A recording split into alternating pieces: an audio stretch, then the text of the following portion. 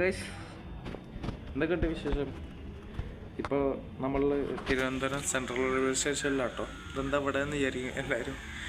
അപ്പോൾ ഒരു trip video shoot ചെയ്തിട്ട് വരിക ഉണ്ടോ. ട്രാവൽ ബാഗ് നിറച്ച് സാധനങ്ങൾ, ഡ്രസ്സും കാര്യങ്ങളൊക്കെ ഉണ്ടെങ്കിൽ. അപ്പോൾ നമ്മളൊരു ട്രിപ്പ് കഴിഞ്ഞിട്ടുള്ള വരവാ. ട്രിപ്പ് വീഡിയോ എടുക്കാൻ തന്നെ കേട്ടോ. അപ്പോൾ ഞാൻ ഒരു ദിവസം മുന്നേ ഇന്നലെ രാവിലെ ഇറങ്ങി തിരിച്ച് ഇന്നിപ്പോൾ വൈകുന്നേരം പോകണം. ഇന്നലെ നൈറ്റിൽ ഇവിടെ ട്രിവാൻഡ്രം റൂം എടുത്തിട്ടോ. അങ്ങനെ ഒരു ട്രിപ്പിൻ്റെ വീഡിയോ നിങ്ങൾക്ക് എത്തിക്കാൻ വേണ്ടിയിട്ടായിരുന്നു.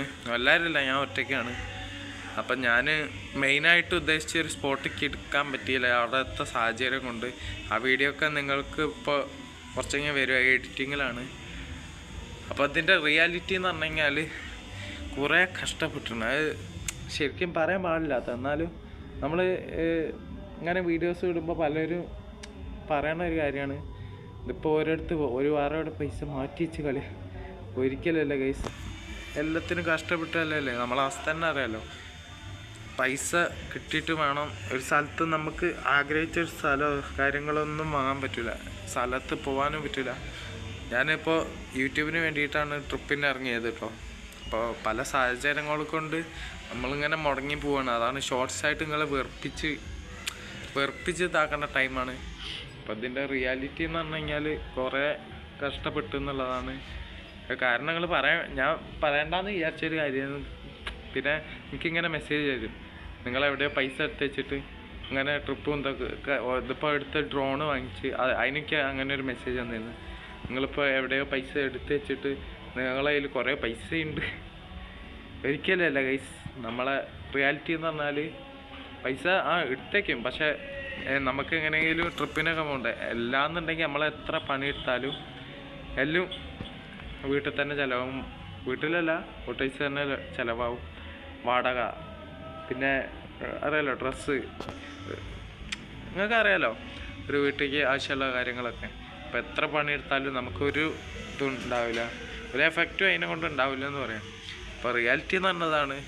ഓക്കെ, അത് നിങ്ങളെ അറിയിക്കാൻ വേണ്ടിയിട്ടായിരുന്നു. പലർക്കും എന്ന് മെസ്സേജ് എന്തുണ്ടെങ്കിൽ ഞാൻ കോടിക്കണക്കിന് പൈസ അക്കൗണ്ടിൽ വെച്ചിട്ടുള്ള കളിയാണെന്ന് ഒരിക്കലും അല്ല ഗൈസ്.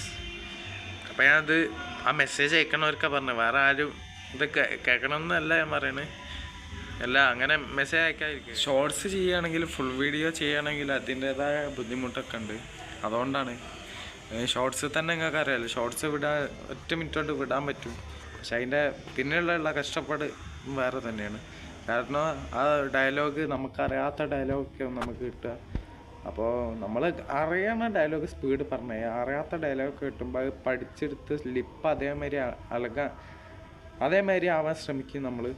അപ്പോൾ കുറേ ടൈം പിടിക്കുന്നുണ്ട്. ഇതിൻ്റെ ബാക്കിലുള്ള അത് കുറേയാണ്, വേറെ ഒന്നുമല്ല. നമ്മൾ ഈ ചാനലിലൂടെ